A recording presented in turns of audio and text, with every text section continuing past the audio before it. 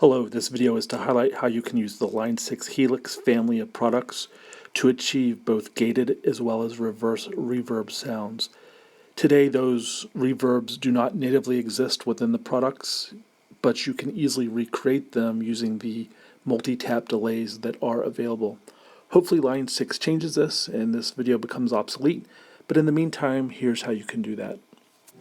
So I'm going to begin this video with a comparison between the Helix and the patches I've set up for the gated and reverse reverbs versus a Digitech Digidelay. The Digidelay was the predecessor of the Hardwire RV7, RV7 being something that seems to be well regarded for reverse and gated sounds. So hopefully this shows how close a Helix can become.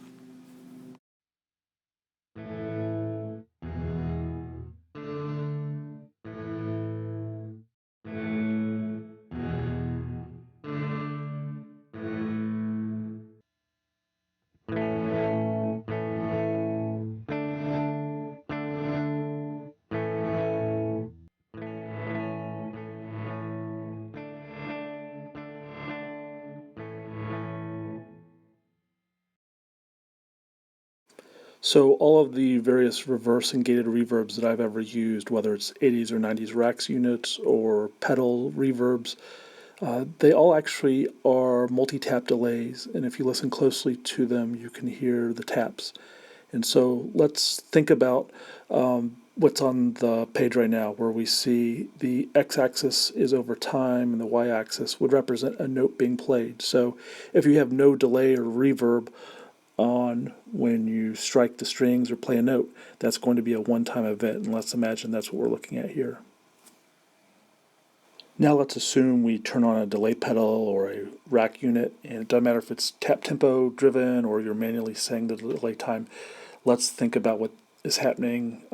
So you'd strike a note and then you'd have a specific number of repeats. What's on the screen right now could potentially represent what it looked like if you have it set up for 3 repeats after you've struck your note. Alright, so now let's introduce the concept of multi-tap delays. And the multi-tap delay is nothing more than the ability to have multiple repeats within a given delay time interval. So think about a Roland Space Echo tape unit. You'd have a record head and then 3 playback heads, and you get to select, do you want 1, 2, or 3, or different combinations of those playback heads. So that's really a multi-tap delay where you have 3 taps or 3 potential delays happening every time that the playback mechanism goes through its cycle. It's the same concept with digital delays, whether it's a rack unit or a pedal-based unit. If you have multi-taps, that each tap represents a subdivision of your actual traditional repeat that would have happened on the regular interval that you had set. So how this applies to reverse and gated reverbs is they're nothing more than multi-tap delays, at least at their core.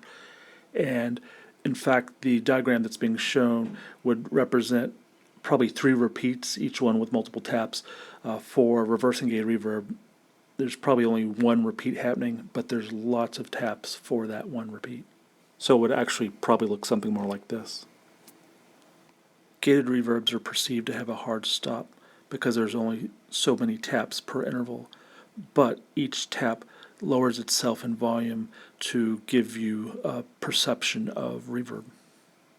Reverse reverbs are the opposite, where the volume often starts fairly low and then abruptly elevates over the number of taps that are occurring. Okay, now let's turn these principles over to Helix. What we're looking at now is a view of a Helix floor. In Helix floor, there are 2 DSPs, or 2 paths. In this specific example, path A feeds down into path B. The top row that is path A in this example is all effects. The bottom row happens to just be an amp and an IR, but this is a very simple patch, and there's no reason that this could not all fit on one DSP. So these principles are what matter, not the hardware capabilities, because this would work across the various platforms. Most importantly, though, are the 2 delays that you see on the top row. These are 2 parallel delays. You can see the beginning of the split, and then the signal is sent 50-50 across the split. And these delay types are both the stereo 6-tap multi-tap delays. So it's all about the 6-tap multi-tap delays. Allows you to do the reverse and the gated reverbs. Okay, so now let's take a look at the actual delays configurations themselves. The first delay in this parallel setup is a multi-tap 6 delay, as we mentioned. The time is synced to tap tempo. In this example, it's set to 1/4 or quarter note. That's something you can adjust, whether if you want to set to a manual time or sync to tap tempo like we have here. Whatever makes sense for your needs, do that, of course. The next one is pretty important. It's the feedback, and I have it set to 12, and that gives you really just one repeat. Of course, it's broken up into 6 taps, but we only want one repeat. Next, the low cut is 80 hertz. The high cut is 5.5 kilohertz. That's completely personal preference stuff. Tweak as you like. The next parameter is the mix. I have it set to 70%, and this was so that this patch would model the physical pedal that I just demonstrated. 70 might work well for you. It seems to kind of make the initial attack of the hit kind of lower in volume, and then the reverb to take off and bloom with a higher volume, but maybe that works, or maybe you want to set to 100%, whatever is best for your application. The level I have set to 0. Now the other parameters are going to be the tap parameters, and let's talk about them next. Okay, so now we're looking at all the tap settings, and I laid them out in this way because I think they're easier to understand. What matters with these taps is there's 6 of them, since it's a 6 multi-tap delay. Each tap has a scale, a pan, and a level. The scale, think of it as like a mini timeline within each delay repeat. And so the scale ramps up. I'm starting at 35%, and then it ramps up to 65% for this first delay. I have C listed for pan. That means everything is set to center. And then the level is the volume of each tap's repeat. And so you notice that the level starts out very low, 1.5, and gradually goes up from there.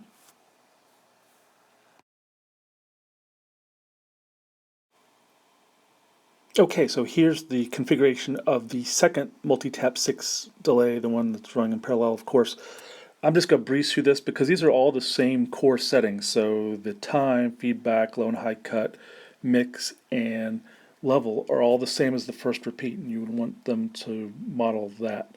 But what really matters is the tap settings, and let's talk about them now.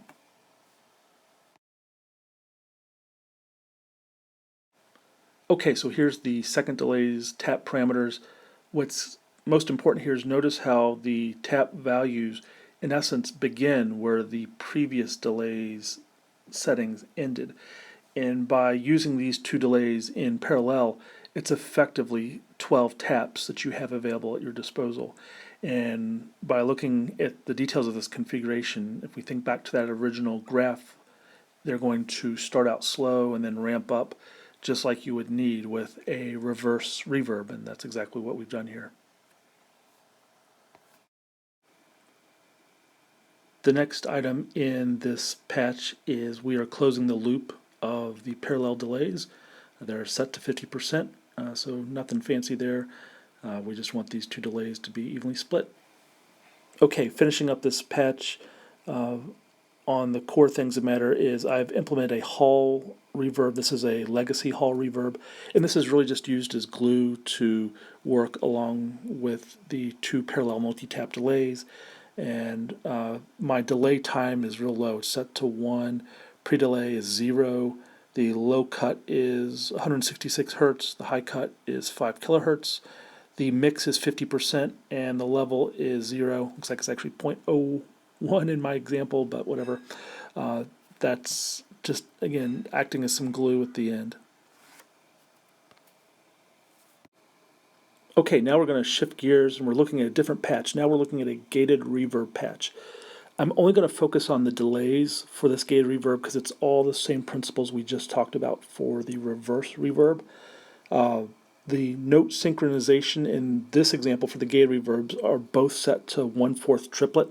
That seemed to work best for me, but of course tweak the time as desired. But all the other key parameters on the core things about this delay, feedback is 12, low and high cuts are 80 and 5.5 kilohertz, just like we had on the reverse. The mix is again 100% and the level is 0, and you're going to have these same parameters for both delays that are set parallel, just like we did in the reverse. It's all going to be about the specific tap settings that we're going to review next.